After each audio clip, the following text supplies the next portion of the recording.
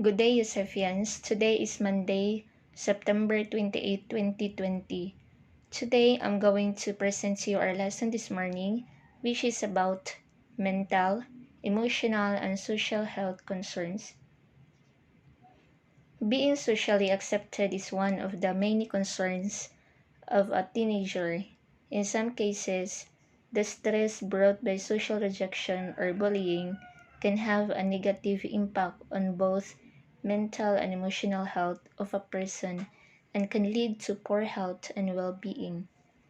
In this lesson, you are going to describe these concerns and how these affect one's health and well-being. Social anxiety, it is a fear of embarrassing oneself in front of the public, such as school activities, parties, and others.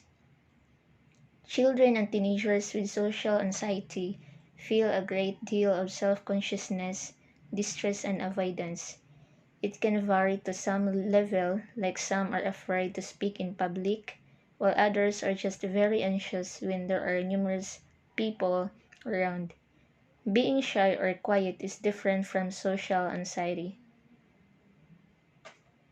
Social anxiety usually begins during teen years when they start to become very conscious in front of everybody. It can develop after a stressful or an embarrassing experience.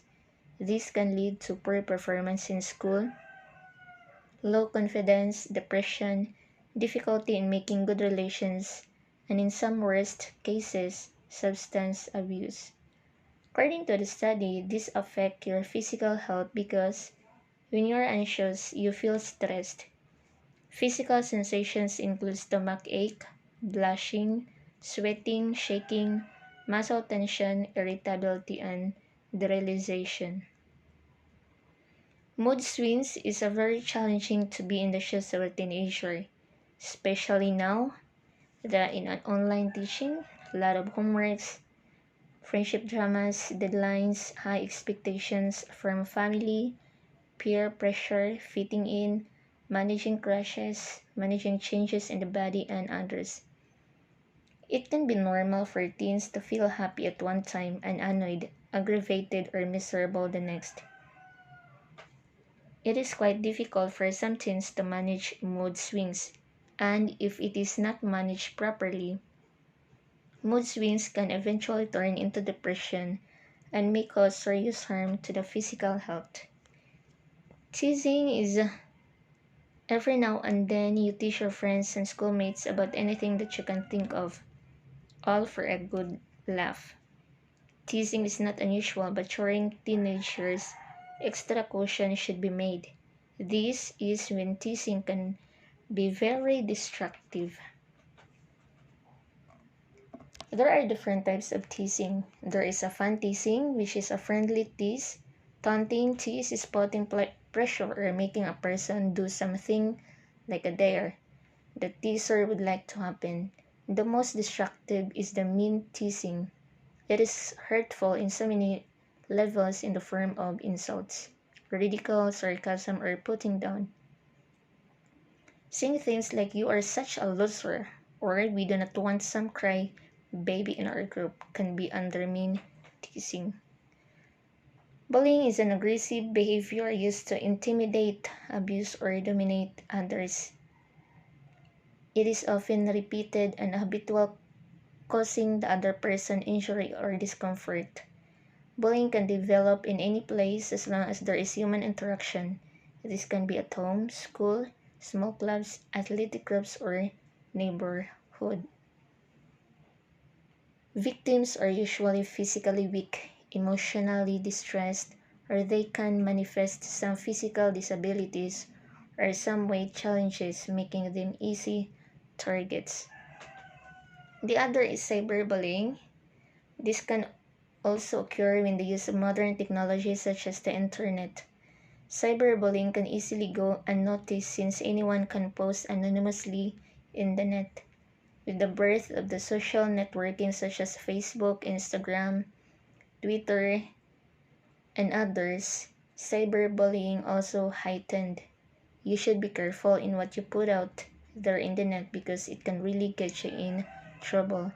However, There are laws created to protect citizens from cyberbullying. We have also physical abuse and emotional abuse. Physical abuse is the non-accidental use of force that results in bodily injury, pain, or impairment. Most victims tend to hide physical abuse, which leads to emotional abuse.